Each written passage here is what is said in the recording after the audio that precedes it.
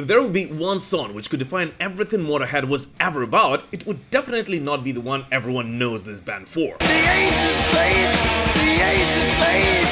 But rather the track which, just like Motorhead themselves, was created against all odds. And just like Motorhead, changed hard rock and heavy metal forever. Don't forget us. Our name is Motorhead. We play rock and roll. So today, let's take a look at the history behind Motorhead's Overkill, the doors it blew open for future metal bands, and how it became the most important song in Motorhead's entire career.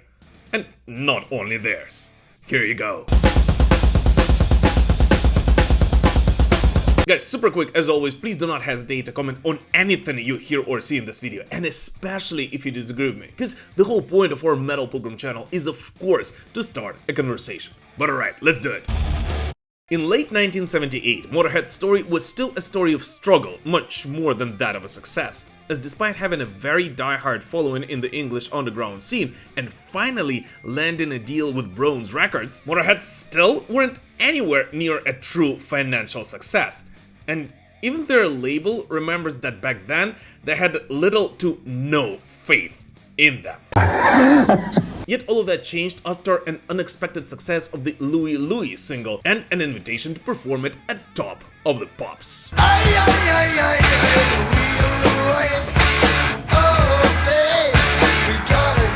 After that, Motorhead has finally gotten to work fully on their second studio album, and the band's drummer Phil "Filthy Animal" Taylor has finally gotten a new drum kit, just like the one he wanted and the one which was supposed to allow him to continue bringing the drum sound introduced to the world of metal by Judas Priest drummers Simon Phillips and later on Les Binks onto the masses of the heavy metal fans. As yes, according to Phil, he always wanted to play double bass, which he thought would fit the Motorhead sound quite well.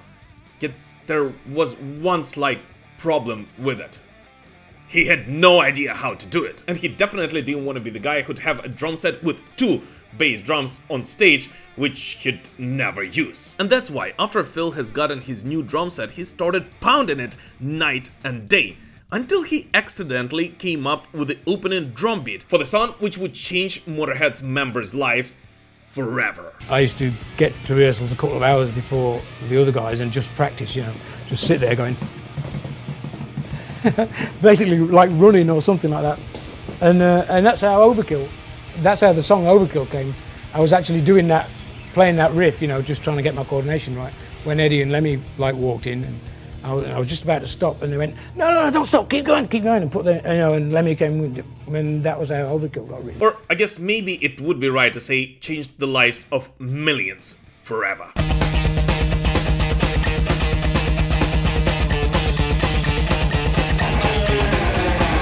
According to some other interviews, the boys quickly jumped in on the riff, and a good portion of that song was written right there in Notting Hill Gates in London. And more precisely, Lemmy just started playing in E, like he usually would, and Eddie Clarke would jump in with a simple yet very catchy riff. And just in about 10 minutes, the foundations for Overkill would be ready, becoming yet another iconic metal song, which was written completely by accident.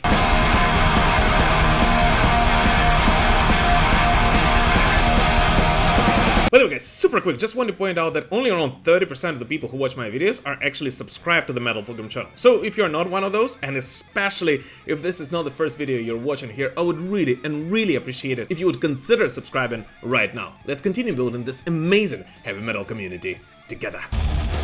Released as a single just 2 weeks before the album it gave its title to, Overkill became an instant hit and landed at number 39 in the UK charts, becoming the first Motorhead song to break into UK Top 40, which, considering how unradio friendly this song is kind of hilarious. Yeah.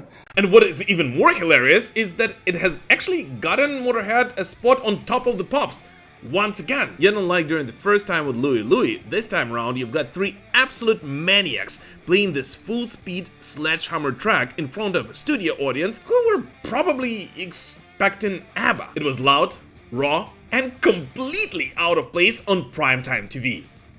And that's exactly why it worked. Only way to feel the noise is when it's good and loud. So good I can't believe it, screaming with the crowd. And not only did it work, it stuck. Overkill wasn't just a chart fluke. It was a statement, a declaration that Motorhead weren't here to be background noise or get softened up for the masses. They were here to break things. And from that moment on, everything changed. Overkill didn't really just sound different, it was different. Despite the whole fact that Phil wasn't the first drummer to introduce double bass drumming into the world of metal, as Judas Priest Simon Phillips had done it in the studio and Les Binks has already brought it to life, Phil wasn't really trying to copy anyone. What he was trying to do is to make his drums sound like a freaking machine gun, which together with the unhinged tempo and relentless groove, accidentally wrote the blueprint for speed and thrash metal drumming. And thus Overkill as a song didn't just launch Motorhead to a new level, it basically officially kickstarted the DNA of thrash metal. It inspired the band Overkill, who took their name directly from the song, and years later Metallica, who were still teenagers when this dropped, would cover it in honor of Lemmy and cite it as one of their biggest early influences. And yeah, you can basically hear its blueprint in Whiplash, Battery, and about half of the early Slayer catalog.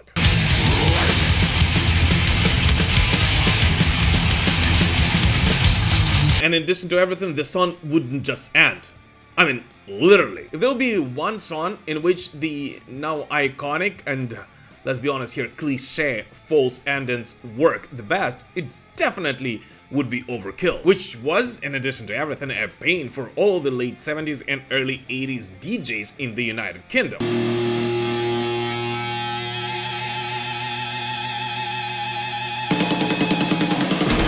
And overall, pretty much everything about Overkill simply screamed, we don't really care whether you like it or not, take it as it is. Which I guess is exactly why pretty much everyone loved that track. Don't sweat it. We're getting back to you.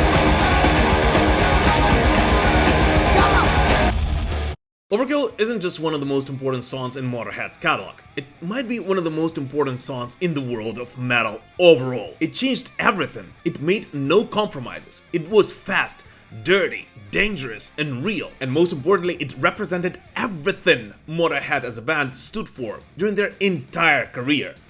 And yes, it did make you strut.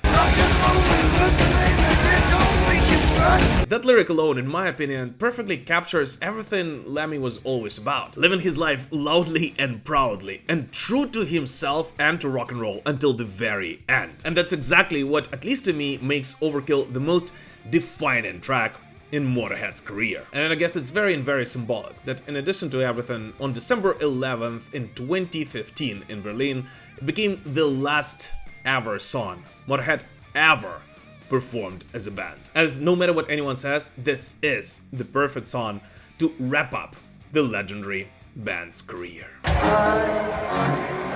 about it. I'll see you next time, alright? Don't forget us. We are Motorhead. We play rock and roll.